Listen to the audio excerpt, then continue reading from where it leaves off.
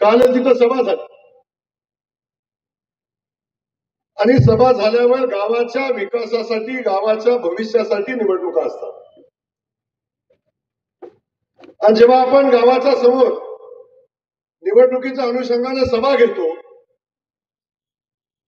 तेव्हा आपण गावातल्या जनतेला आपला 5 वर्षाचा अजेंडा द्यायचा असतो की 5 वर्षासाठी आम्हाला तुम्ही निवडून द्या, आम्ही आमच्या अकलूज शहरासाठी काय करू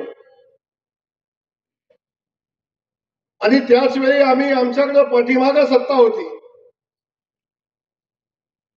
तेव्हा आम्ही अकलूज शहरासाठी काय केलं हे सांगून भविष्यासाठी मतं मागण्याचा कार्यक्रम असला पाहिजे होता. पण काल आपण बघितलं काय झालं. अनेक आमच्या कार्यकर्त्यांना रागाला रामभावर कोणतरी बोललो.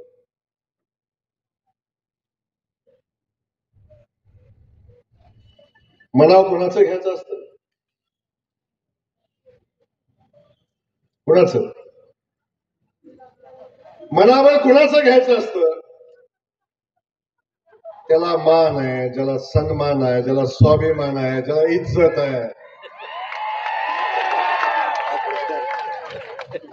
ज्याने इज्जतीनं काहीतरी मिळवलंय अशा माणसाचं मनावर घ्यायचं असतं. स्वाभिमान घाण ठेवून, इज्जत घाण ठेवून कार्यकर्त्यांनी 25 वर्ष केलेल्या संघर्षाला तिलांजली देऊन त्यांनी जे मिळवले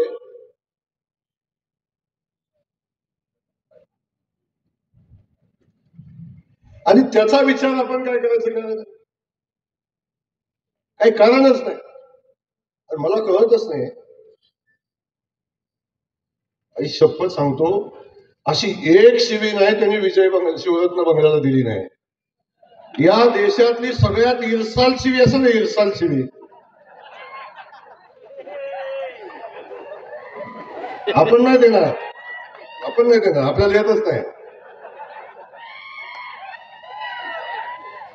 गाडीत येताना एक मला व्हॉइस कॉल ऐकला मी, व्हॉइस कॉल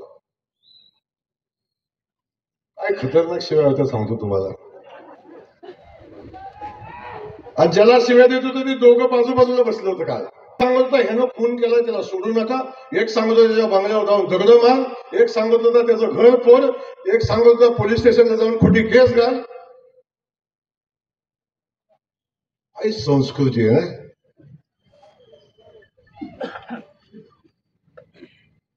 पांडुरंग भाऊ कोथमिरे साहेब जेव्हा विजय चौकाचा इतिहास सांगताय, ज्या अकलूजचा इतिहास सांगताय, त्या अकलूज मध्ये असली संस्कृती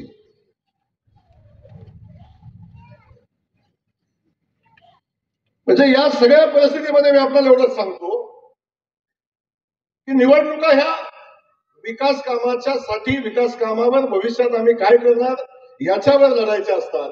हे कुत्रा आहे, हे मांजर आहे, हे आहे, हे सांगण्यासाठी थोडी निवडणुका असतात. त्यामुळं या ठिकाणी मी आपल्या समोर आलोय, आपल्यासमोर हेच सांगायला आलोय की रामभाऊ सातपुतेंच्या पाठीशी राज्य सरकार उभा आहे, देवाभाऊ उभे आहेत, आम्ही सगळेजण उभे आहेत. या शहराचा विकासाचा अजेंडा आमच्या पूजाताईंनी घेतलाय. माझ्या सगळ्या नगरसेवक बांधवांनी या शहराच्या विकासाचा संकल्प करून या निवडणुकीमध्ये आलेत. या सगळ्यांना आश्वस्त करण्यासाठी, अकलूजकरांना आश्वस्त करण्यासाठी आलोय.